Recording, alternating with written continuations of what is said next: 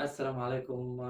معكم محمد سالم من قناة مو سالم سبورت. إن شاء الله نقدم معكم محتوى رياضي. أهم حاجة تصلي على النبي. تاني حاجة هنتكلم النهاردة على أهم الصفقات اللي النادي الأهلي بيحاول يجيبها ويدعم الفريق بيها، ونادي الزمالك. صفقات النادي الأهلي ونادي الزمالك. نبدأ بالنادي الأهلي، وأبرز الراحلين عن النادي الأهلي والمهاجم القناص وسام أبو علي.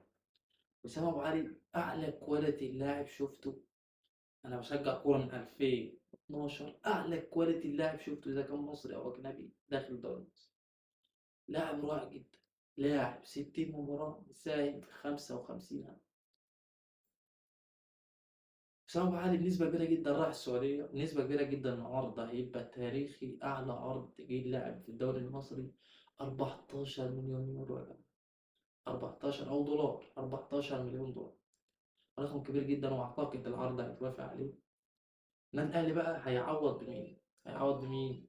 باسد الحملاوي.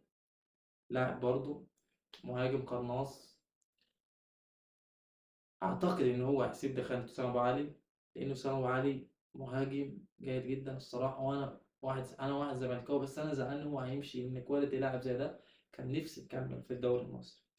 اسد الحملاوي الاهلي كان عايزه. دخل مين على الخط؟ نادي الزمالك بجون ادوارد، طبعا ده الرياضي الجديد خارق.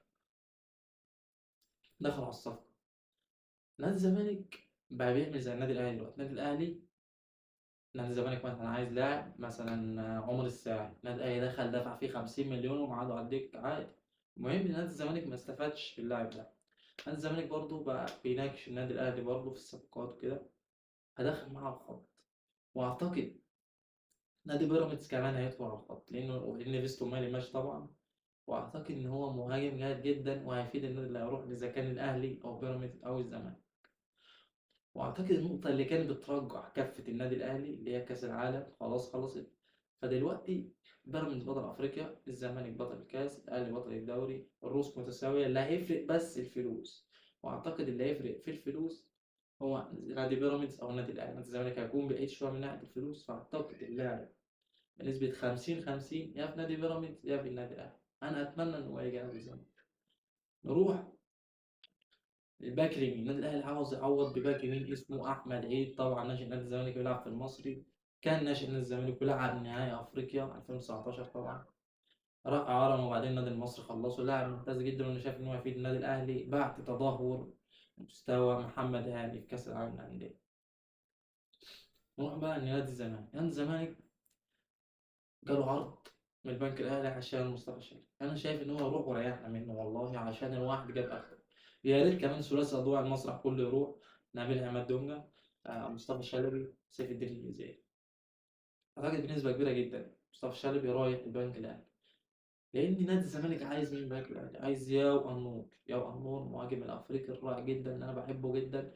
اعتقد ان هو هيفيد نادي الزمالك جدا، وهيكون ليه مكان اساسي في الخط الهجومي لنادي الزمالك. تاني لاعب معانا هيروح برضه للنادي البنك الأهلي هو السيد نيمار. السيد نيمار اللي كان إعارة، أعتقد نادي البنك الأهلي هيخلصه، لأن نادي البنك الأهلي محتاج نيمار أكتر من نادي الزمالك. تاني حاجة معانا بقى يا جماعة، مهاجمين أو محترفين نادي الزمالك كلهم هيمشوا بلا استثناء ما عدا الباك الشمال طبعا الراية محمود بنتاي، اللي أعتقد يا رب يعني النادي الأهلي يسيبه لنا وما يقعدش يزن على ودانه زي ما بيزن على غيره، وياخده خلاص. هو ما هيتناش غيره. تاني حاجة تجديد حسام عبد المجيد. أنا شايف إن تجديد حسام عبد المجيد أولوية قصوى لنادي الزمالك. أنت جدد مش هتجدد، مع السلامة. أهم حاجة تستفاد باللاعب ماديا، ما نعملش زي زيزو يا مطوحنا شمال ويمين، وفي الآخر راح النادي الأهلي فري أسوأ صفقة في تاريخ نادي الزمالك، وأكتر صفقة الواحد زعل عليها أكتر من صفقة إمام عاشور. وبس النهارده خلصنا حلقة الانتقالات، وإن شاء الله نكمل في حلقات تانية جاية. لو عجبتكم الحلقة اعملوا اشتراك في القناة. معكم محمد سالم، والسلام عليكم.